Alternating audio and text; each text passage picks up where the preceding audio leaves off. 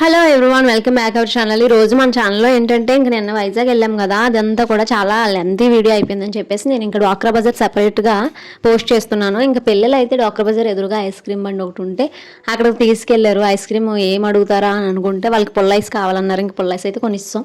ఇప్పుడైతే మనం డ్వాక్రా బజార్ ఎంట్రన్స్ నుంచి లోపలికి అయితే వెళ్తున్నాం. ఇక్కడైతే టికెట్ అలాంటిది ఏం లేదు. మన టైమింగ్స్ వచ్చేసి నైట్ 10 వరకు, మార్నింగ్ 10 నుంచి.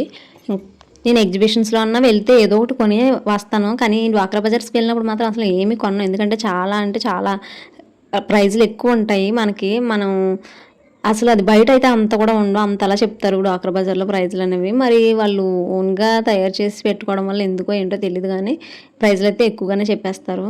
ఇంకా బార్గెనింగ్ అది చేయడానికి కూడా ఇంకా అక్కడ అంత అవ్వదు, ఎందుకంటే జనాలు వస్తూనే ఉంటారు కదా, టికెట్ లాంటివి ఏం లేవు కాబట్టి చాలామంది అలా వస్తూనే వెళ్తూనే ఉంటారు. సో మా వాళ్ళు అయితే ఇంకా వాటర్ బాల్స్ ఉంటాయి కదా, అవి అయితే కొనుక్కున్నారు, ఒక 6 కలర్స్ అలా చెప్పేసి.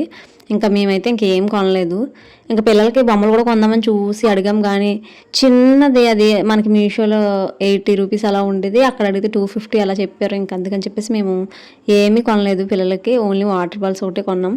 ఇంకా పక్కనే గేమ్ జోన్, ఇలా అంటే గేమ్ జోన్ అంటే గేమ్స్కి సంబంధించింది అంతా కూడా ఒక ఏరియాలో పెట్టారు. ఇంకా అది చూసి ఇంకా అక్కడికి కూడా మేము వెళ్ళలేదు, ఇంకా జస్ట్ అలా చూసేసుకొని చెప్పాను కదా వాటర్ బబుల్స్ అదే ఉంటాయి కదా వాటర్ బాల్స్, అవైతే తీసుకున్నాను. ఇంకా బ్యాంగిల్స్ తీసుకుందాం అనుకున్నాను, కానీ నా సైజ్ అయితే దొరకలేదు.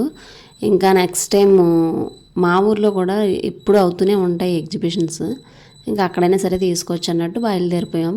మేము వెళ్తూ ఉండగా ఆగి మధ్యలో ఒక రెస్టారెంట్లో ఫుడ్ అయితే తినేసి అప్పుడైతే ఇంటికి వెళ్ళాము. ఫస్ట్ టైం మన ఛానల్ చూస్తున్న వాళ్ళైతే సబ్స్క్రైబ్ చేసుకోండి. సబ్స్క్రైబ్ చేసుకున్న వాళ్ళైతే లైక్ చేయండి, కామెంట్ కూడా చేయండి. వీడియో ఎలా ఉందో కామెంట్ చేసి కామెంట్ రూపంలో నాకు చెప్పండి.